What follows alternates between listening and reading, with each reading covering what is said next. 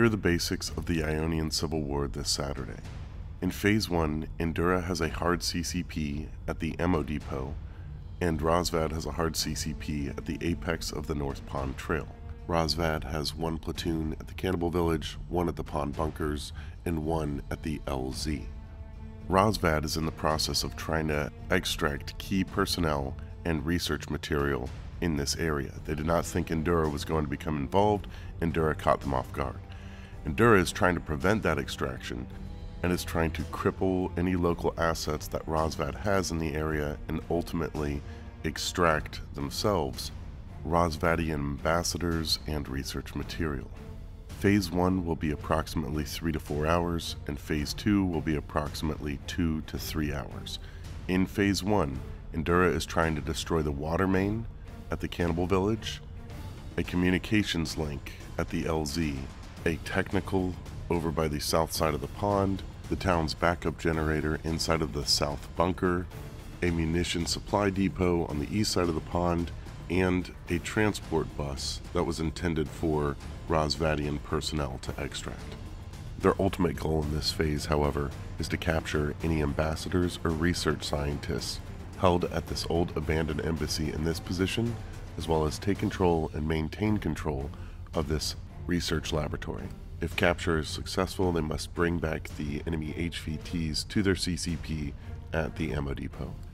Rosvad obviously is trying to deny capture of their own HVTs, as well as prevent destruction of their local assets.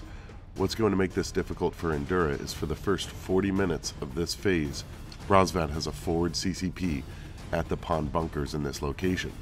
As long as their red flag is raised in this position, it means that they can respawn there. Once it goes down after 40 minutes, it's going to make the fight a little bit harder.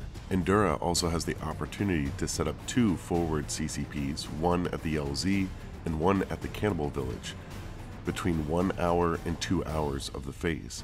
If by 1 hour in, Endura successfully demos these 2 targets, then they gain a CCP at the LZ. If they successfully destroy these 2 targets, they gain one at the Cannibal Village. If they are not able to accomplish this by 2 hours in, they will automatically gain these forward CCPs, bringing the fight closer and closer to the ultimate objective. Lastly, whichever team has a physical presence at the lab at the halfback gets to start an entire platoon there, or 1/3 of their team, in Phase 2. The opposing team will get to start a 10-man element in the center of the town in Phase 2. In Phase 2, Rosvad's CCP is at the LZ, and Endura's CCP is at the Cannibal Village. These are the only CCPs that will be used in this phase. Rosvad is starting with multiple research supply cases, laptops, as well as HVTs, and ultimately trying to extract them at the North Firebase by index. Endura is attempting to deny access to the extraction point, as well as intercept any and all objectives and extract them at an unknown location themselves. Whichever team extracts the majority of objectives at this point is going to be the winner for this event and will have advantages at the beginning of the next event, Operation Icarus, on April 13th. The weather is looking beautiful for this. We hope to see you guys out there. It's going to be a fierce fight.